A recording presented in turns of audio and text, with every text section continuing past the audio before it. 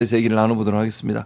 어제 의미 있는 재판이 하나 있었습니다. 대장동 관련된 개발비리 의혹 1심 선고가 있었는데 의미 있는 부분이 많죠. 이 부분은 정말 제가 볼 때 종편이라는 데서는 자꾸 이제 안 하려고 할 텐데 우리는 이제 자꾸 얘기해야 됩니다. 이 부분은 네. 아주 중요합니다. 이거 대단히 중요하고 이재명 대통령뿐만 아니라 이제 관련된 김용 전 부원장도 그렇고 이런 분들 연관된 들 많고 그다음에 이제 그동안 유동규가 마치 의인인 것처럼 이러고 다니는데 어제 법정 구속됐습니다.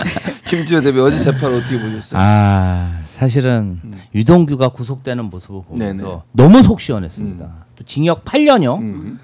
아니 검찰은 7년형을 구형했는데 판사가 8년형을 때렸어요.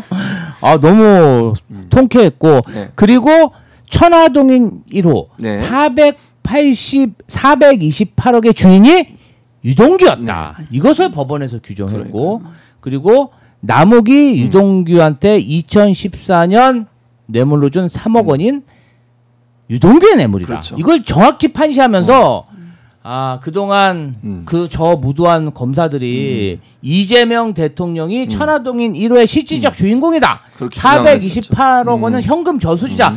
대선 자금이다. 그렇게 집요하게 공격했는데 사법부는 이 428억 원이 유동규의 뇌물성 자금이다. 정확히 규정해 줬습니다. 그렇죠. 그리고 또 억울하게 우리 김용 민주연구원 부원장이 그 유동규한테 3억을 뇌물로 받은 것으로 정말 옥고를 치르고 2심 재판까지 유죄를 받았는데 그 3억 원이 아니다. 이것은 유동규의 뇌물이 확실하다. 이렇게 규정했기 때문에 저는 어제 판결 합리적으로 판결 잘했다. 무엇보다도 이재명 대통령과 대장동 일당들의 연결고리를 확실히 끊는 문안이 들어갔다. 이게 제일 중요한 거 아니겠습니까? 제일 중요한 거죠. 그래서 이 재판은 여기서 끝날 게 아니라 저 무도한 그 정치 검찰들 없는 사실을 가지고 정말 조작 기소를 한 이 검찰들에 대한 추가 수사가 꼭 필요해졌다. 그렇죠. 아마 한 10시 반경에 네네. 우리 당의 한준호, 이건태 조작 기소 대응단 위원장님들이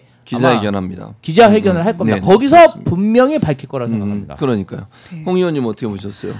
저도 이번에 그 법원이 진짜 엄벌을 했잖아요. 정말 뭐 유착비리라고 나쁘다고 하면서도 방금 김지호 대변인 말씀하신 것처럼 그 확실하게 끊어줬는데 네. 저는 이제 좀 더 보충해서 보면 이 판결에서 좀 제가 주목한 게 네.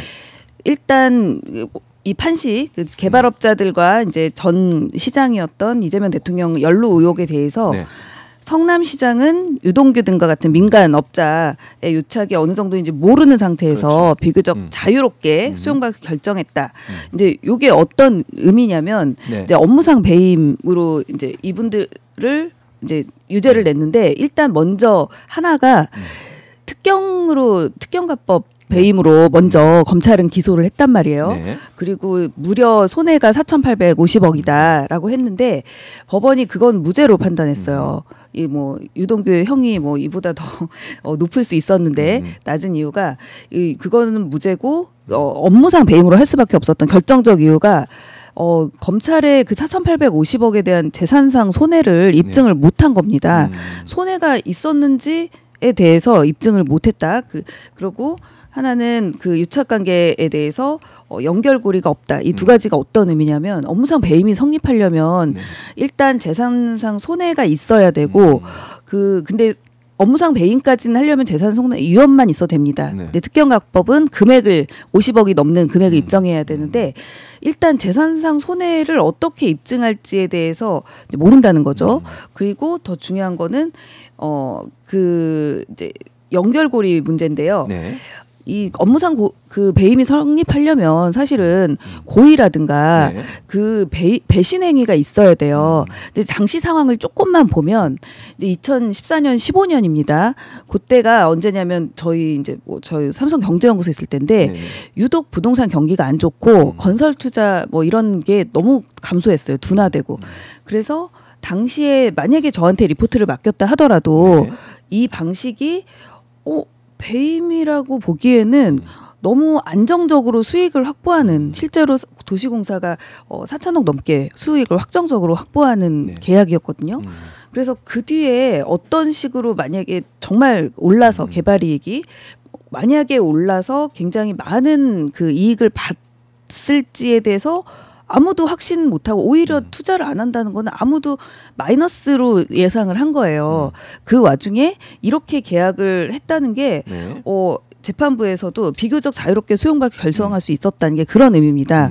그래서 이거를 시장 입장에서 네. 이렇게 수용 방식을 리스크를 사업자가 다 떠안는 방식으로 한 게 배임이 과연 될 수 있는가? 이거는 아예 배임죄 성립 요건이 자체가 안 된다는 의미예요. 네. 알겠습니다.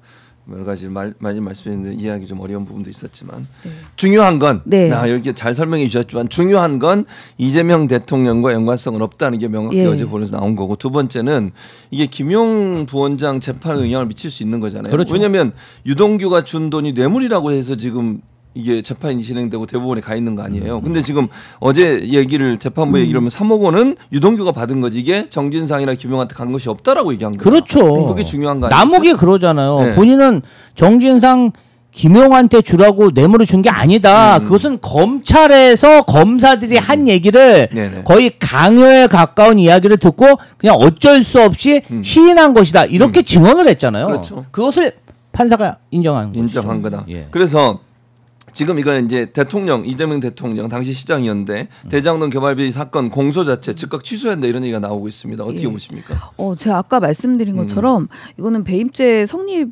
자체가 다 하나도 안 되는 걸 재판부에서 확정적으로 인정을 했잖아요. 네네. 물론 확정 판결은 안 났지만 그래서 이런 경우에 보통 많이들 공소 취소를 흔히 합니다. 뭐냐면 재판 도중에 뭔가 무죄임이 뭐 거의 확실한 것 같은 그런 법리라든가 뭐 이런 증거가 발견된 경우에 검사가 기소를 잘못한 거잖아요. 그렇죠. 그러면 스스로 이렇게 철회하는 작업을 많이 하는데 이걸 철회를 안 한 것도 저는 직무유기라고 봅니다. 예. 그러니까 철회해야 된다. 네. 왜냐하면 이재명 대통령 연관성이 없고 배임죄가 성립이 예. 안 된다고 하면 당연히 철회를 해야죠. 예. 지금은 이재명 대통령을 당시에 이제 배임죄로 공소를 한 거잖아요. 맞습니다. 근데 그 자체가 성립이 안 되면 취소를 해야 되는데 예. 검찰을 지켜보겠습니다. 어떤 형태로 할지를. 그 다음에 이제 우리 홍정민 전 의원 삼성경제연구소도 계셨잖아요. 예. 이 사실은 경제계에서도 형법상 배임죄 폐지를 계속 주장을 해왔어요. 네. 왜냐하면 뭘 투자를 하거나 무슨 공격적으로 뭔 일을 할 때 이게 배임죄가 될까봐 못하는 경우들이 많잖아요. 맞습니다. 근데 그게 계속 수건이었는데 민주당이 형법상의 배임죄 폐지를 추진하고 있습니다. 어떻게 보십니까?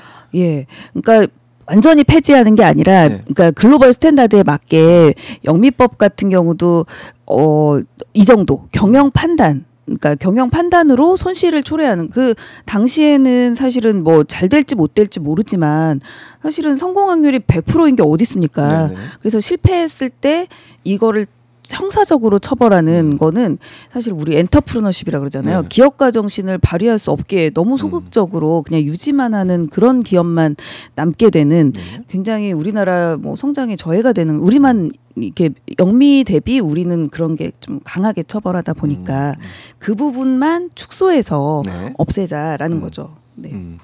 자, 김주호 대변인 이게 사실은 배임죄 폐지를 당론을 하고 대체할 법안을 새로 만들겠다고 했는데 지금 이제 상법 개정 같은 걸 통해서 그러니까 이사들의 어떤 책임성은 강조하잖아요. 근데 그거는 강조를 해야 되지만 배임죄라고 하는 것 때문에 형법상 배임죄, 민사소송 그냥 있는 거지만요. 배임죄 때문에 여러 가지 정무적 판단이나 아니면 추진하는 여러 가지 정책들에 피해를 줄 수 있는 부분들 때문에 민주당이 추진을 하고 있는 거잖아요. 그렇죠. 기업인들이 투자를 함에 있어서 사실 리스크라는 게 있잖아요. 그렇죠.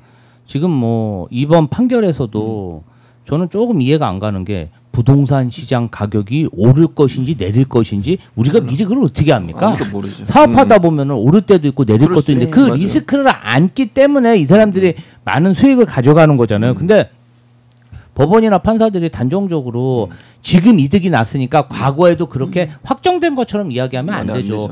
기업 운영도 마찬가지입니다. 어떤 상품을 팔아서 이게 잘 팔리지 안 팔리지 어떻게 합니까? 근데 안 팔렸다고 해서 배임죄를 한다? 저는 그건 잘못됐다고 생각하고요. 그리고 한 측면에서 보면은 아니 자식 마음도 모르는데 부하 직원이 뇌물 받고 저렇게 업자들하고 결탁해갖고 저런 불법적인 사실을 저지른 것은 송구하고 안타까운 일이지만 그 책임까지 법적 책임까지 책임자가 져야 되는 건 좀 아니라고 봅니다. 아니, 나는 돈도 안 받고 아무것도 안 받고 지들끼리 모여갖고 428억을 나눠 먹기로 한 건데 그리고 그 녹취록에 보면요 이재명 대통령과 정진상 실장, 김용 부원장에 대해서 아무런 이야기가 없어요. 자기들끼리 모여가지고 작당을 해가지고 돈을 해먹은 것인데 무리하게 이재명 대통령과 정진상 실장 그리고 김용 부원장한테 덮어 씌운 행위에 대해서 어느 정도 사법부에서 정리를 해줬다. 저는 그렇게 보입니다. 그러니까 지금 나오는 여러 얘기들 남욱 변호사의 말도 바뀌고 있고 왜냐하면 진술이 지금 바뀌고 있는 거잖아요. 맞아요. 그리고 이번 재판의 결과를 보면 유동규가 거의 이제 모든 걸 주도한 걸로 보여지는데 지금까지 그러면 검찰이나 법원들 판사의 판단 내용은 왜 이렇게 된 거예요? 김용 부원장 같은 경우도 지금 대법원 가 있거든요. 유죄가 돼가지고 그 구글 타임라인 안에 믿어주지도 않고 그러니까요. 이런 일이 계속 반복된단 말이죠. 예.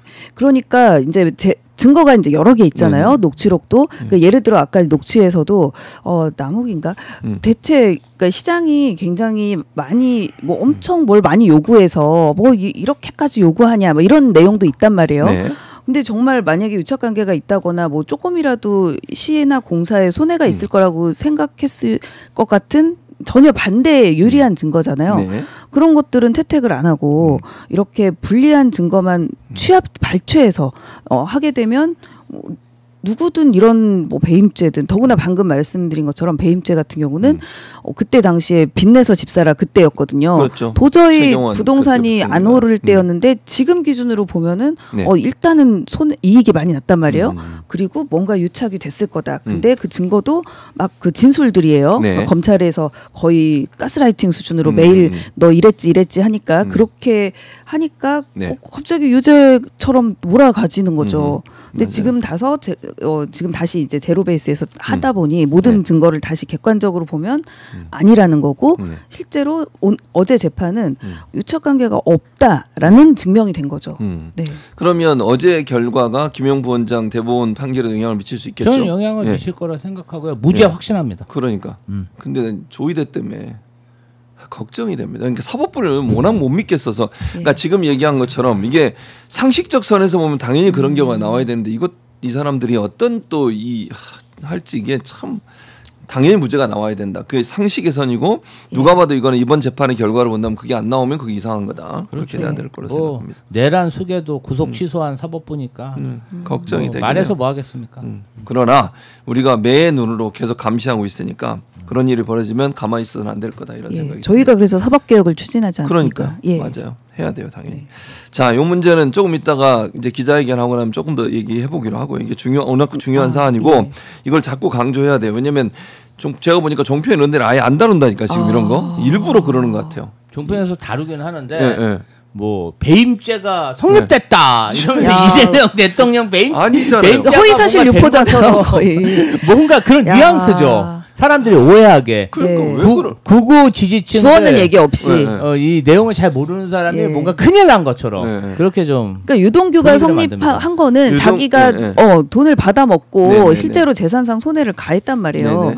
그러니까 유동규는 배임죄 성립한 게 맞죠. 유동규는 배임죄가 성립됐고 이재명 대통령은 아니라는 거죠. 지금. 그거 그렇게 분리해야 되는데 이걸 섞어가지고 그냥 배임죄가 성립했다 이러면서 이재명 대통령까지 끌고 들어가는 이런 그렇죠. 이런 못된 행동들을 하고 있습니다.